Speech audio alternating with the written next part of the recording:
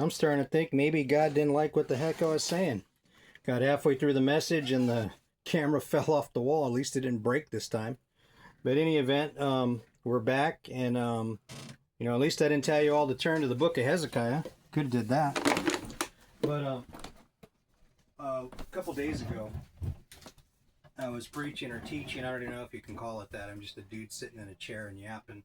But I had told you guys that Jeremiah, how he had a boil on his head. And I know it wasn't Jeremiah. It wasn't Jeremiah. I don't even know why I said Jeremiah. Shows you where my brain's at. It was Hezekiah that had a boil on his head and he was dying. He was going to die. Jeremiah was the weeping prophet, he's known as. And if you had his life, you would be weeping too. It's a lot of the stuff he went through kind of sucked. But he was the weeping prophet, and he got thrown in an outhouse in a citron full of crap up to his chin. And he was saying, Lord, I'm not going to preach your word anymore. I'm not going to speak anymore, but your word burns within me and I have to speak. So he was known as the weeping prophet because he was always getting jacked up for doing the right thing. But the one we were talking about, Hezekiah, he was dying. The prophet came to him and he said, put your house in order, you're going to die. And he said, oh, boo. And he looked at the wall and he started crying, Lord, don't you see how I walked honestly before you all these years and did what you wanted me to do? Yeah, whatever he said. I'm paraphrasing, I guess, but that's what he said along those lines. And the prophet, the seer, gets, a few steps outside, doesn't even get to the garden even, let alone past the courtyard or let alone out of the city gates. And God tells him, go back, tell him he's going to live another 15 years. I heard him crying. So he goes back, tells him he's going to live another 15 years, and he's all happy and giddy because he was going to die, and now he gets to live another 15 years. And the Babylonians show up for a visit. And a convoy from Babylon. And he decides to show them all the things in the house of God and all the treasures and all the gold. And he's all happy that God let him live a long time, a little bit more, a little longer. And these Babylonians, they like what they see and they decided that they wanted it. So the prophet comes back to Hezekiah. He says, you've done foolishly. Babylon's going to come and take everything you have. Nevertheless, it's not going to happen in your lifetime. It's going to happen in your sons, or was it either his sons or his grandsons. And he says, okay, that's good. He said, that's good because it's not going to be in my lifetime. So there you go. Maybe God had a purpose in taking him home early. But God changed his mind. God can change his mind. He repented. The Bible tells you many times he repented of the evil thing he sought to do. One thing he doesn't change his mind about is the call of God. If he calls a man, that's it. Done. Doesn't matter how far he gets, how crazy he gets. If he gets too crazy, God will take him home. He'll take the gift. Because the gift minister, the domata, the apostle, prophet, evangelist, pastor, teacher, is in fact the gift minister, the doma. And God doesn't change that. And if you got a doma that's acting crazy, he could lead a lot of people astray. And so God will remove him from the scene if it comes to that. If it comes to the point where I suddenly decide to turn into Rasputin or something, or I decide to sanctify the ladies and all this other crap that some of these crazy people do, like David Koresh and Jim Jones and all these nuts. I'm not saying they were called. Some people are just nuts. But in the event, a God called man of God that goes awry, that goes astray, he answers to God. There's no board. In fact, I love it. I love the story I heard about Dr. Gene Scott when he kept getting voted in. I don't know if it was the Assemblies of God, was it? I don't remember. But the denomination of Christianity kept voting him in. They wanted him to be the president of their organization or whatever. And then they wanted him to be a pastor of this church, that he would later become a pastor of the church. And he said, no, I don't want to do it. I don't want to be a pastor. And he's finally made these demands that no church, no board would ever agree to, and says, I want this amount of salary. I want to have time off, this much time off. And he says, and I want it to be voted unanimously. If it's not unanimously, I'm not doing it. And I heard him speak on it one time, and at one of his shows on television that he was doing, one of his messages, his sermons.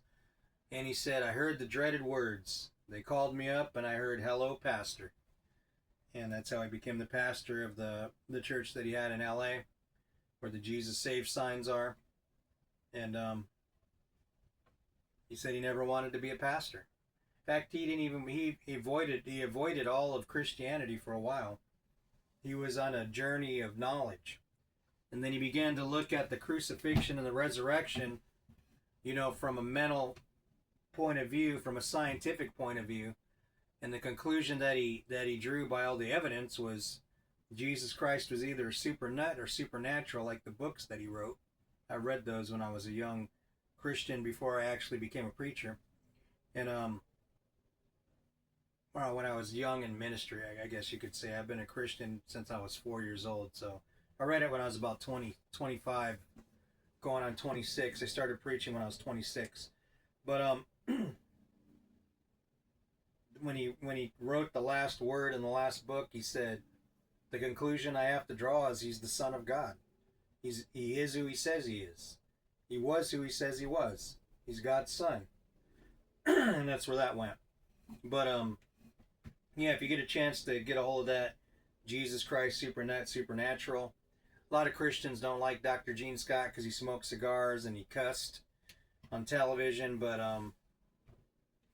you do stuff like saying I'm circumcising my cigar. And you'd say crazy stuff, but you'd get the attention of people that normally wouldn't go to church and that God wanted to reach. So obvious gift minister, obvious Bible teacher, obvious very intelligent individual, intelligent man of God. He'd probably cringe if he seen me sitting in this stupid chair and say, what is wrong with you? But anyway, I never sat under him. Some of the guys who taught me sat under him and watched him and were kingsmen, I think is what they called it. Excuse me a minute, guys. Let's see what that is. I keep telling you that there's always raccoons and stuff around here that I have to deal with. Looks like that one was a cat, probably. Okay. Stop it. That sounds like the one I call Big Socks. I have a video of him. You guys probably seen the video. When I said, you're a good guy, huh? I like that cat. He's a cool cat, but he's a feral. So, but yeah. Like I said, I'm out in the sticks here. Out in the wild, so it seems. It's where we filmed The Demonic Dead. So if you ever seen that movie and you see the woods that are around, that's my place, what it looks like on the outside. That's where my trailer's at. So, I haven't seen any coyotes for a long time, so that's good. Never seen a mountain lion, thank God, but I've heard that they have been here before, so hopefully they stay away. That's scary to me. A 200-pound cat, that's a scary thing. They will jack you up. It's funny because a lot of people always said the lion is the king of the jungle, but in actuality, a tiger is a lot bigger than a lion. And they, because they're solitary hunters, because they're predators that they're not in a pack or a pride like lions, they've adapted differently. So in fact, when they strike, they'll strike with both paws when they're fighting another cat. And a lion will only strike one paw at a time. The tiger can stand up longer than the lion. Lion's made more for grappling. The tiger's made more for like boxing, I guess you could say. And the tiger is actually a lot bigger than the lion. So don't want to meet either one of them in the wild, honestly. But yeah, the lions are kind of like wolves. Wolves are in a pack. Even mountain lions, a mountain lion will kill a wolf, but a pack of wolves will just decimate a mountain lion. And that's why they're one of the number one predators, wolves, because they're in a pack, like a big family unit, giant family unit. But anyway, don't get me started on sharks, wolves, tigers, and lions. Next thing you know, we're going to be talking about a damn armadillo or something. Oh yeah, Brother McLean, I remember the story you told me about the armadillo. I'll let you tell that to everybody if you want. And yeah, Brother Ken, that video you sent me about the 80s. Yeah, that brings back some memories, man. 80s and 90s were cool. Probably like it because I was young. You know, when you're young, nothing hurts. Everything hurts when you get old. And I haven't even been able to walk my stairs at the beach because I haven't been out there. So, but anyway, let's get off that. So Hezekiah got 15 more years, and he basically screwed his nation because he showed the Babylonians what he did not need to show them. And they suffered because of that, but it wasn't just because of that. It's because of their worship of other gods and the stupid things that they did. God used the Babylonians as his hand of judgment or punishment for an appointed time, and those are other things we'll talk about later. But we're in the dispensation of grace. We're in the Gentile church age, the time of faith in Jesus Christ. The dispensation where we can be saved, where we can be born again. What, Jesus said, I'm here for the lost house, the lost sheep of Israel. And it's about the time of gathering his sheep, his people back to himself. And that's why there's so many ethnicities in Christianity and in the tribes of Israel, actually. Every buddy that learned the subject of the lost tribes, they want to grab onto it and make it their own, not understanding that God was literally redeeming the entire creation back to himself.